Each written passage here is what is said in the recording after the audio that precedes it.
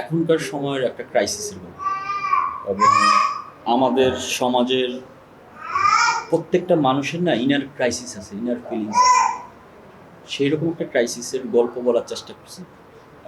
Family environment, আমরা আমাদের ফ্যামিলির অনেক মেম্বার থাকে বা অনেক বাবা চাচা ভাই বোন, কিন্তু অনেক সময় না মনের কথাটা বলতে পারি না।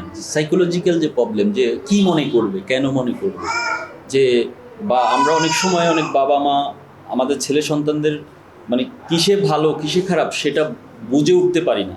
আবার অনেক সময় বাবা মারা সেটা অনেকে সাপোর্ট করে, অনেকে সাপোর্ট করে না। তো প্রত্যেকটা মানুষের ইনার ক্রাইসিস থাকে। তো সেই নিয়ে হচ্ছে আমি একটা পারিবারিক গল্প বলার চেষ্টা করেছি। আমার কাছে মনে হয়েছে এই ক্যারেক্টারটা হচ্ছে মানে ক্যারেক্টারের চরিত্রের প্রয়োজনে আমি ওকে নিয়েছি। আমার কাছে মনে হয়েছে এই চরিত্রটা ও খুব ভালো করবে। আমার মনে হয়েছে চরিত্রটা ও এখন পর্যন্ত, হ্যাঁ, ইয়াশ রোহান সুনেরাকে নিয়ে কাজ করার কথা চরিত্রের সাথে যায়। আর এই ক্যারেক্টারটা সুনেরার জন্যই আমার কাছে মনে হচ্ছে যে এই ক্যারেক্টারটা ও ভালো করবে। ওই জায়গা থেকে আমি সুনেরাকে কাজ করেছি। বেশ কিছু ভালো গল্প থিঙ্ক করেছি, বেশ কিছু ভালো গল্প বলার জন্য রেডি করেছি। ইনশাল্লাহ ঈদের আগে ঈদের পরে মিলে কাজ করি। আর গল্প যদি বলতে চাই, আবার গল্পগুলো আমার মতো করে হোক, একটু সমাজের অনেক ঘটনা, যে ঘটনাগুলো হচ্ছে আমরা অনেক সময় শুনি বিশ্বাস করি, কিন্তু আমরা সেই ঘটনাটা আসলে ওইভাবে দেখি না। মানে কিছু গল্প থাকে অন্ধকারে পড়ে থাকে, সেই গল্পটাকে আলোতে নিয়ে আসার চেষ্টা করি। অবশ্যই আমি চেষ্টা করি আমার প্রত্যেকটা কাজ একটা থেকে আরেকটা ভালো হোক। প্রত্যেকটা কাজ যেমন আমি একজন খুনি বলছি, এখনকার সময়ের মানুষের যে সাইকোলজিক্যাল যে টমাতে আমরা ভুগছি আমার জায়গা থেকে, বা এখন যে অবস্থা চলছে ওই জায়গা থেকে আমি একটা গল্প বলার চেষ্টা করেছি। আর পুতুলের বিয়ে, আমি একজন খুনি বলছি, একমুঠ সুখ, প্রত্যেকটা গল্প দেখবেন ডিফারেন্ট জনরা, ডিফারেন্ট গল্প।